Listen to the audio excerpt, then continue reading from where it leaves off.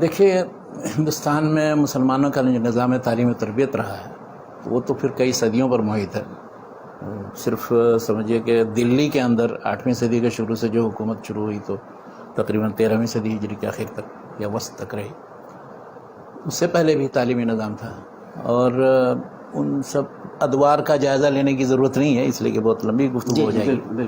لیکن مختصر میں یہ کہ 1857 سے پہلے، متصل پہلے 100 سال کے اندر 3 طرح کے ادارے تھے، 3 جگہ تھے، 3 طرح کا نظام تھا پڑھنے پڑھانے کا.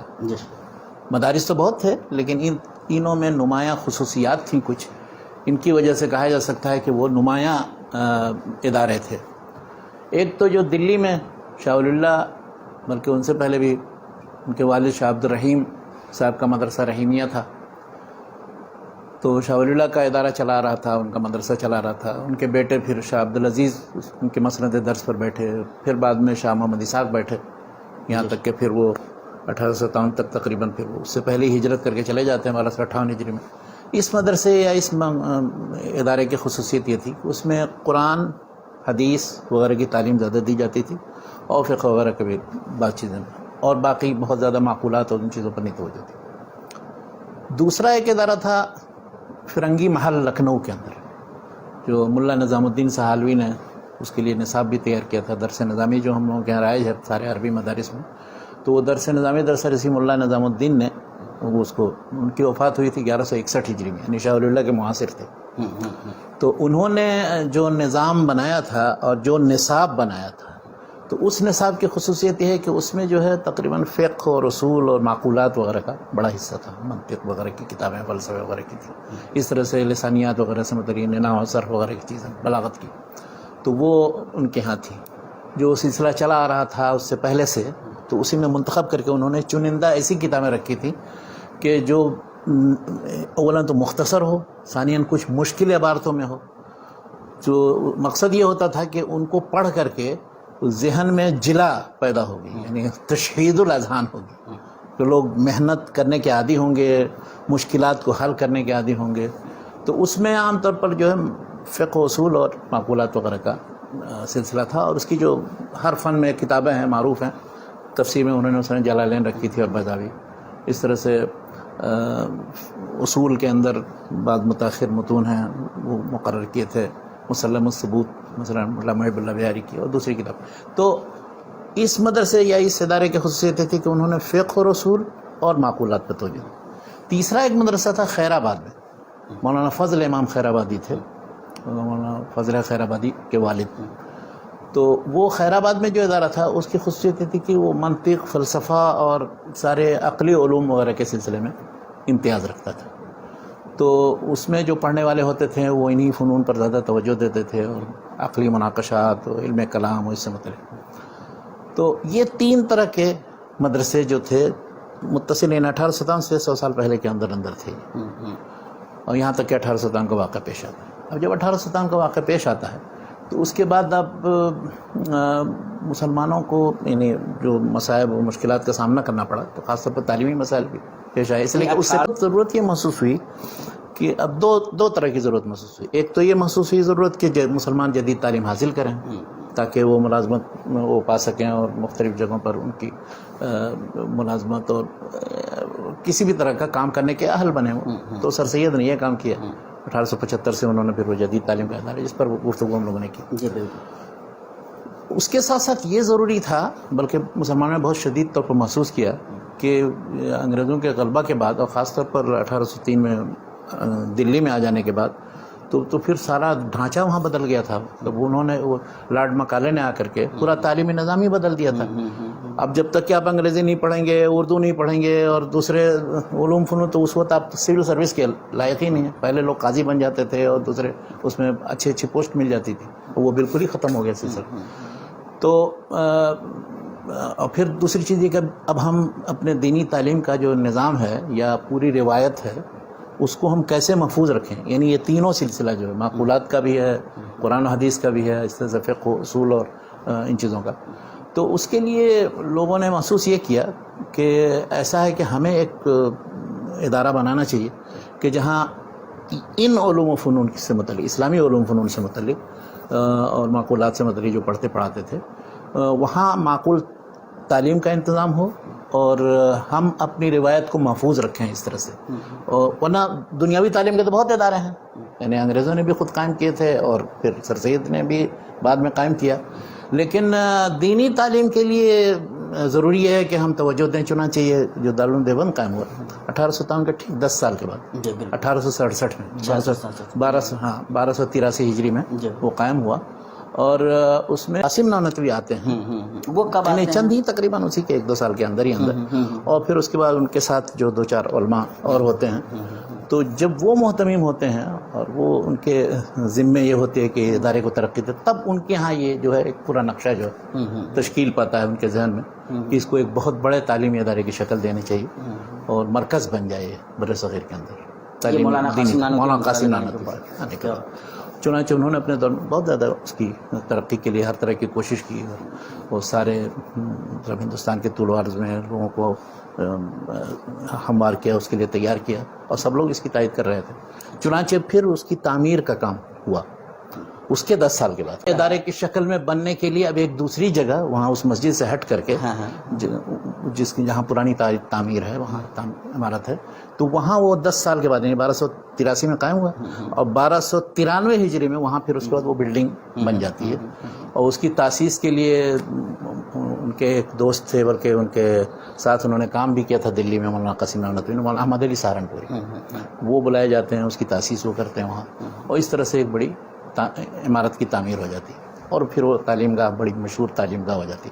ان کا مقصد یہ بھی تھا کہ یعنی مسلک بھی ہم ایسا رکھیں، انہوں نے اپنے طور پر یہ محسوس کیا کہ وہ بین ہو، یعنی بہت زیادہ متشدد قسم کا نہ ہو کہ جس میں اصلاح اتنی زیادہ کی جائے کہ اس سے لوگ بدک جائیں، اور نہ بالکل سارے جتنے بدعت و خرافات کے ساتھ ہم چپکے رہیں جیسے کہ عام لوگوں کا رویہ ہے. تو اس کو انہوں نے توسط یعنی درمیانہ ایک مذہب کا تصور دیا انہوں نے، کہ پرانے جتنے تعلیمی نظام کے اندر اولاً تو الگ الگ اداروں میں الگ الگ طرح کے فنون پڑھائے جاتے ہیں. انہوں نے یہ کیا کہ قرآن و حدیث کی بھی تعلیم، فقہ و رسول کی بھی تعلیم، معقولات کی بھی تعلیم، وہ سب جمع کر دیں وہاں، یعنی کہ ایک طرح کا پھر ایک ذہن لے کر کے سکھ کریں. ایک تو یہ کہ اجتماع ان سارے علوم و فنون کا. دوسری چیز یہ ہے کہ مثلاً اب وہ خود کہتے ہیں عقائد کے لحاظ سے ہم اہل سنت کے اس مکتب فکر کے نمائندہ جو اشعری ماتریدی، چنانچہ انہوں نے شرح العقائد نصفیہ وغیرہ پڑھا ہے. اچھا، اسی طرح سے تصوف کے سلسلے میں وہ یہ کہتے ہیں کہ جو مختلف سلاسل تصوف ہیں، چشتی، قادری، نقشبندی، سہروردی، تو ان سب کے اوپر بیعت ویت کا بھی سلسلہ. ان کا یہاں یہ تصور تھا کہ کوئی بھی طالب علم جو فارغ ہو یا پڑھے تو فراغت کے بعد کسی ایک شیخ جو بزرگ کی تربیت میں رہے تاکہ تزکیہ نفس کا کام کرے، تاکہ وہ اہل ہو سکے بعد میں پھر کسی بھی علمی کام یا عملی کام کرنے کے لیے. اچھا، اور تیسری چیز بتاتا ہوں، تیسری چیز انہوں نے جو جمع کی، ایک تو عقائد کا باب ہے، دوسرا تصوف کا باب ہے، تیسرا فقہ کے سلسلے انہوں نے صراحت کی کہ چونکہ یہاں بر صغیر میں اکثریت کا مذہب جو حنفی ہے، اس لیے ہم فقہ حنفی کی شدت کے ساتھ اتباع کریں گے. اچھا، لیکن اب ان تینوں چیزوں کو انہوں نے پکڑا، اور لیکن اس سلسلے میں جو بعض بدعات اور دوسری بہت سی چیزوں کا رواج ہو گیا تھا متاخرین کے ہاں 12ویں 13ویں صدی ہجری میں تقریباً، تو عام طور پر سارے جیسے مزار ہیں، مختلف قبر پرستی ہے، اس کے مظاہر ہیں، اور دوسرے صاف مظاہر شرک وغیرہ ہیں، بدعت ہیں، تو ان کی مخالفت بھی کی جائے، یعنی اس سلسلے میں اصلاح کی. اس طرح سے رسم و رواج جو غلط رسم و رواج ہو گیا جن کا، تو ان کی بھی مخالفت کی جائے. تو اس کو وہ توسط کہتے ہیں، یعنی بالکل ہم ایک دم بدعت اور رسم و رواج اور ان سب چیزوں کے پیچھے بھی نہیں پڑیں گے، اس سے ہٹ کر کے، اور اصلاح کی وہ روش جو شاہ اسماعیل شہید وغیرہ یا سید احمد شہید یا طریقہ محمدیہ جس کو کہا جاتا ہے صراط مستقیم وغیرہ میں ہے، اور جس کے سلسلے میں شاہ اسماعیل شہید نے زیادہ ہی صراحت کے ساتھ بعض کتابوں کے اندر لکھ دیا، عمل بالحدیث وغیرہ کی دعوت دی، تو اتنا زیادہ کھل کر کے یعنی وہ ہم یعنی فروع کے اندر یا اصول فقہ کے اندر یا مسائل کے اندر نہیں گھسیں گے، نہ اتنا زیادہ، یعنی اس میں ہم تبدیلی نہیں کریں گے. مخالفت شروع ہی دن سے تقریباً مولانا قاسم نانوتوی مثال کے طور پر تقلید و اجتہاد کے مسائل میں، اور جو دوسرے مسائل کے سلسلے میں جو جب اشاعت السنہ کے اندر مولانا محمد حسین بٹالوی ان مسائل کے سلسلے میں لکھتے تھے تو پھر اس کا جواب کے طور پر وہ دارالعلوم دیوبند سے اس کا جواب آتا تھا یا اس سے متعلق لکھا جاتا تھا. اس وقت مولانا محمود الحسن صاحب جو تھے، شیخ الہند جن کو کہا جاتا ہے، تو وہ ان مسائل کے سلسلے میں لکھا بھی انہوں نے ایضاح الادلہ کے نام سے، اور دوسری جو کتابیں لکھی. تو یہ نہیں، انہوں نے جو اپنا درمیانہ روی والا منہج ہے، جس کو انہوں نے کہا کہ فقہ کے سلسلے میں یعنی تقلید سے باہر نہیں، انہوں نے صاف طور پر یہ کہا کہ تقلید ضروری ہے، تقلید واجب ہے. تو اب اس سلسلے میں سارے جتنے علماء احناف تھے متفق تھے اس بات پر. اب اس کے مقابلے میں جو ظاہر ہے تقلید کے تردید کرے گا یا مسائل کی تحقیق کرنا شروع کر دے گا، تو وہ تو ان کے نزدیک ائمہ کرام کے مقابلے میں آپ اپنے مسائل کی تحقیق اور حدیث کی طرف رجوع کر رہے ہیں، جو ان کے نزدیک درست نہیں. تو اس لیے اہل حدیث سے یہ مخالفت ہوئی، اور دوسری طرف بدعات اور رسم و رواج کی مخالفت کرنے کی وجہ سے پھر وہ بریلوی علماء سے بھی مخالفت ہوئی. تو بریلویوں بلکہ دیوبندیوں کے درمیان کبھی پہلے فرق نہیں تھا زیادہ. فرق جو ہوا ہے اس کی داستان اگر آپ کو پڑھنی ہو تو ایک کتاب ہے مولانا محمد حسن نانوتوی پر، ڈاکٹر محمد ایوب قادری کی. اس میں انہوں نے بتایا کہ پہلے دیوبندی اور بریلوی سب ایک ہی تھے، سب حنفی تھے، فقہ میں حنفی ہیں اور تصوف بھی سب مانتے ہیں، اور علم کلام کی بھی ساری چیزیں، تو کوئی اختلاف نہیں ہونا چاہیے تھا. تو اختلاف ہوا کیسے پیدا؟ اس میں صف میں جو انتشار ہوا، وہ صف میں انتشار یہ ہوا کہ ایک بریلی کے اندر مولانا محمد حسن نانوتوی بہت اچھے ایک مدرس بھی تھے، بریلی کالج میں پڑھاتے تھے، اور وہیں وہ وہاں کے لوگوں کے امام تھے. تو عیدگاہ میں نماز جو ہے انہی کے پیچھے لوگ پڑھتے تھے. تو ایک سال یہ ہوا، اور اس کی وجہ یہ ہوئی کہ 1288 ہجری میں ایک مناظرہ ہوا. تو اس میں مناظرے میں ایک مولانا عبد القادر بدایونی جو مولانا فضل رسول بدایونی کے بیٹے تھے، ان کے درمیان اور مولانا امیر احمد ساسوانی کے درمیان امکان نظیر اور امتناع نظیر کے مسئلے میں بحث ہوئی. امکان نظیر کا مطلب یہ ہے کہ کیا اللہ تعالیٰ اللہ کے رسول صلی اللہ علیہ وسلم جیسا کوئی اور کسی کو پیدا کر سکتا ہے کہ نہیں. یہ مسئلہ امکان نظیر یہ شاہ اسماعیل شہید کے زمانے سے یہ سلسلہ شروع ہوا تھا. تو اس پر وہ جو مناظرہ ہوا تو اس سے متعلق دو رائے ہو گئی علماء کی. اور دلیل کیا پکڑتے تھے جو لوگ امکان نظیر کے قائل تھے، یعنی اس چیز کی کہ اللہ تعالیٰ قدرت رکھتا ہے اس چیز پر کہ رسول اللہ صلی اللہ علیہ وسلم سے جیسا کوئی بنا، ابراہیم جیسا، نوح جیسا کوئی نبی پیدا کرے، اور دوسرا ایک عالم ہے. تو ایک اثر ہے ابن عباس رضی اللہ عنہ سے منقول، وہ اثر یہ ہے کہ وہ قرآن کی ایک آیت ہے کہ وَمِنَ الْأَرْضِ مِثْلَهُنَّ، تو 7 طبقے جو ہے اللہ الذی خلق السبع سماوات ومن الارض مثلہن، تو سورۃ طلاق کی آیت ہے. تو اس میں یہ ہے کہ آسمان جیسے 7 ہیں اسی طرح سے زمین 7 ہے. تو اس کی تفسیر میں حضرت عبداللہ بن عباس سے ایک روایت ہے ابن جریر طبری میں، مصدرک حاکم وغیرہ میں، ابن عباس سے اثر ہے، یعنی یہ کوئی مرفوع حدیث نہیں، کہ اللہ تعالیٰ جو ہے وہ ہر زمین کے اندر آدم ہیں تمہارے آدم کے علاوہ، نوح ہے تمہارے نوح جیسے، ابراہیم ہے تمہارے ابراہیم جیسے. تو اس سے ایک یہ سمجھ میں آتا ہے، لوگوں نے جو اس پہ اعتراض کیا، اولاً تو یہ حدیث ہے کہ صحیح کہ نہیں صحیح، اس پر بحث ہوئی. تو کچھ لوگ اس کی صحت کے قائل ہیں، مولانا عبداللہ لکھنوی مثال کے طور پر، مولانا محمد قاسم نانوتوی وغیرہ اس کی صحت کے قائل تھے، اور دوسرے ان کے مخالف جو بریلوی علماء تھے. اس زمانے میں مولانا احمد رضا خان بریلوی کے والد تھے، ایک علی نقی بریلوی، احمد رضا خان بریلوی کے والد علی نقی صاحب. تو علی نقی صاحب نے اس مسئلے کو بنیاد بنا کر کے وہاں مولانا محمد حسن نانوتوی جو وہ بھی اس مسئلے میں مولانا عبداللہ وغیرہ کے مولانا نانوتوی صاحب کے معید تھے، ان کے پیچھے ان کی امامت میں نماز پڑھنا یا جمعہ اس میں عیدین میں نماز پڑھنے کے لیے بالکل مخالفت کرنا شروع کر کہ اگر یہ پڑھائیں گے تو ہم نہیں پڑھیں گے ان کے پیچھے. یہ احمد رضا خان بریلوی کے جو والد تھے مولانا نقی علی صاحب جو وفات 1297 ہجری میں ہوئی. تو انہوں نے یہ 1290 کا ہجری کا واقعہ ہے. تو اب انہوں نے کہا، یہ سیدھے سادے تھے بیچارے، علم دوست آدمی تھے. مولانا محمد حسن نانوتوی صاحب نے یہ کہا کہ بھائی کوئی بھی پڑھائے، میں فلاں پڑھا دے، کوئی بھی پڑھائے، مجھے کوئی ضرورت. جب گئے وہاں پڑھنے کے لیے نماز، تو لوگوں نے کہا کہ نہیں آپ ہی نماز پڑھائیں گے، دوسرا نہیں پڑھائے گا. تو چنانچہ وہاں پھر مولانا نقی علی صاحب نے الگ ایک دوسری جگہ نماز پڑھی عید کی، اور ان کی اقتداء میں دوسرے لوگوں نے پڑھی. تو وہیں سے وہ دیوبندی بریلوی کا اختلاف شروع ہوتا. اس سے پہلے کوئی دیوبندی بریلوی نہیں کہا جاتا تھا، سب پڑھتے تھے اس دیوبند کے مدرسے میں، سب حنفی تھے. اس لیے کہ فقہ میں، سلوک میں اور کلام میں، عقائد میں سب متفق ہیں. اس میں کوئی اختلاف نہیں تھا. ہاں زیادہ زیادہ بعض بدعت کے سلسلے میں غلو تو وہ بھی، بلکہ بعض بدعت کے سلسلے میں غلو کی کیا بات. یعنی اگر آپ عقائد کی کتابیں دیکھیے دیوبندی علماء کی لکھی ہوئی، مولانا جیسے حفظ الامان ایمان ہے مولانا اشرف علی تھانوی کی، یا مثلا مولانا خلیل احمد سہارنپوری کے بارے نقاطع ہے، یا جو بھی کوئی عقیدے کی کتاب، نظری جتنی کتاب اس میں سب ان چیزوں کو بدعات اور خرافات اور شرکیات کا ہے.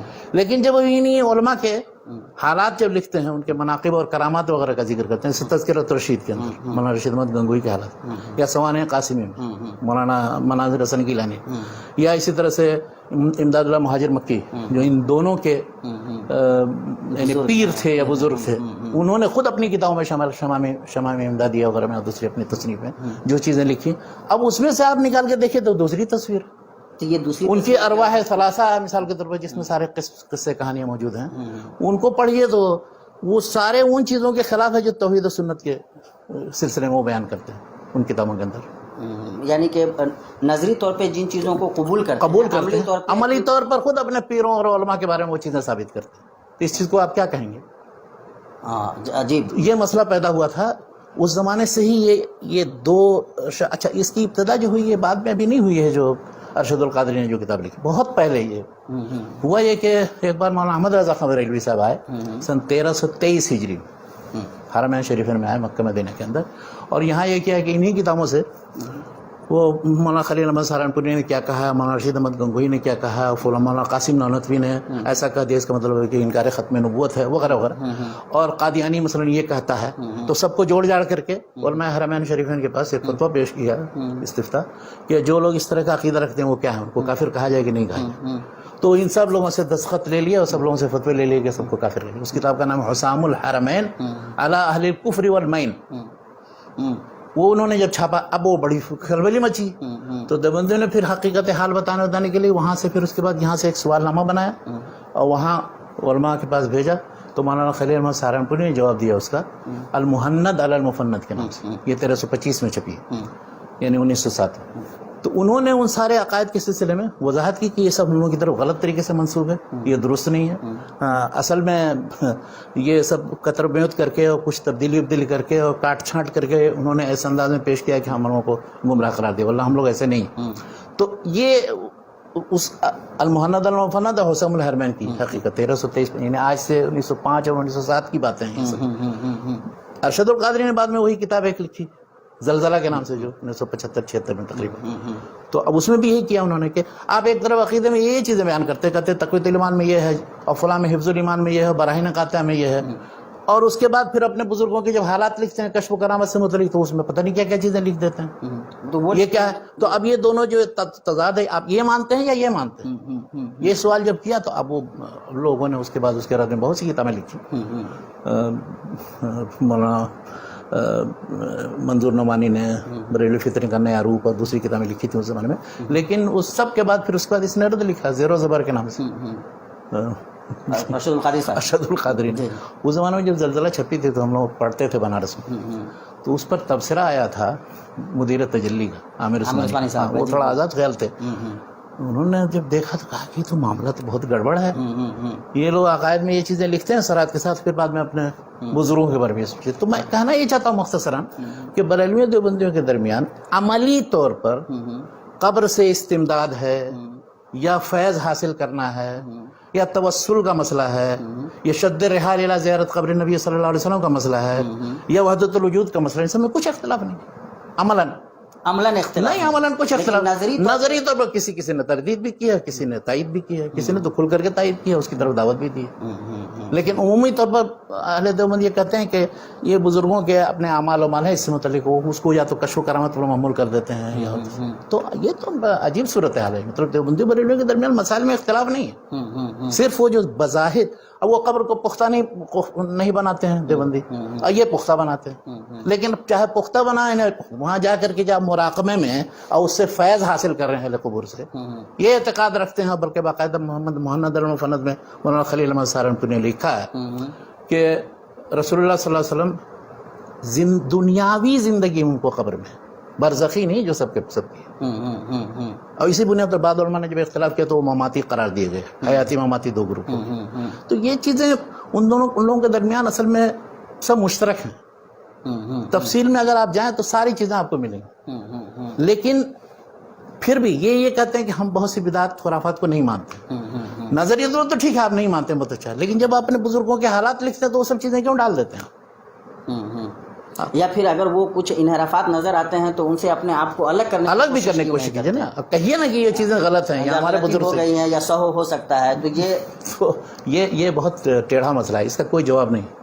اچھا ان لوگوں کے پاس یا کسی، یعنی آپ یا تو بالکل ہی ٹھیٹھ اہل حدیثوں کی طرح کہیے کہ یہ سب چیزیں عقیدہ ہے، اور اس کے خلاف جو بھی ہو، چاہے اہل حدیثوں میں کوئی ہوگا اس کو بھی ہم کہیں گے گمراہ ہے، اور یا پھر کہیے کہ وہ عقیدے ہیں جو جن پر علماء قائم ہیں اور جو چلا آ رہا ہے وہ سب صحیح ہے. تو یعنی یہ عقیدے کی جو کتابیں ہیں اس میں یہ سب غلو کیا گیا ہے. یعنی یوں دیکھا جائے جو منہج انہوں نے اختیار کیا، تو وہ کہتے ہیں کہ اپنے آپ کو کہ ہم متوسط ہیں، درمیانی ہیں دونوں. یہ کیا توسط؟ تو یہ کون سا توسط ہو؟ توسط تو دونوں کی طرف سے ان کو اعتراض کا سامنا کرنا پڑا.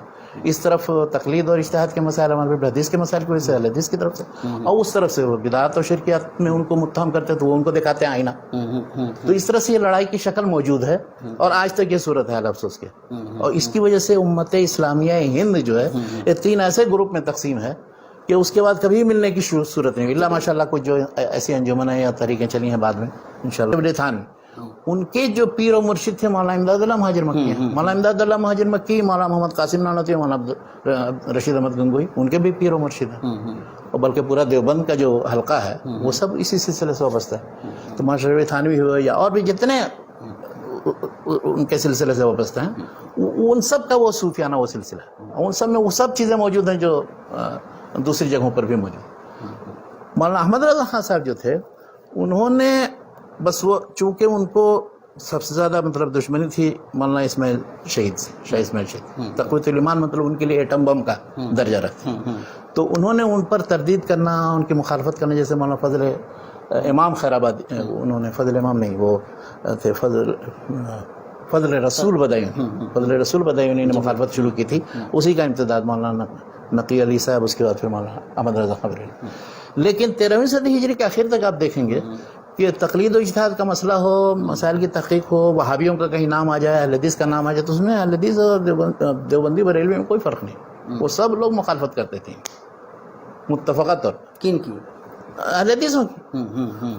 اور اہل حدیثوں کو دونوں سے نہیں، دونوں سے کیا مطلب ہے کہ مقلدوں سے اور حنفیوں سے نپٹنا پڑتا تھا. تو اس کے دونوں طرف سے پھر کتابیں لکھی گئی ہیں ایک دوسرے کے خلاف. بہت وہ لمبی چوڑی داستان ہے. خیر ہم لوگ پھر سے تو وہ یہ کہتے ہیں کہ دیوبندی، بس مختصر میں خلاصہ یہ آپ نے وہ درمیانہ روی اور توسط کی بات جو کی، اس میں نے یہ سمجھنے کے لیے یہ چیزیں بتا دی کہ اس کے وجوہ اسباب کیا ہیں، کیوں اپنے آپ کو درمیانی کہتے ہیں. وہ کہتے ہیں کہ نحن وسط بین السلفیین و بین البریلویین، یہ کہتے ہیں. یعنی ہم ان کی طرف سے اتنا متشدد نہیں، ان کی طرف، ان کی طرف سے ایک دم غالی نہیں، دونوں کے درمیان ہم وہ ہیں. تو یہ مطلب مجموعی طور پر اب جس کو جو نتیجہ نکالنا نکالے. مقصد یہ ہے کہ وہ ان کا نقطہ نظر یا ان کا کہنا یہ ہے.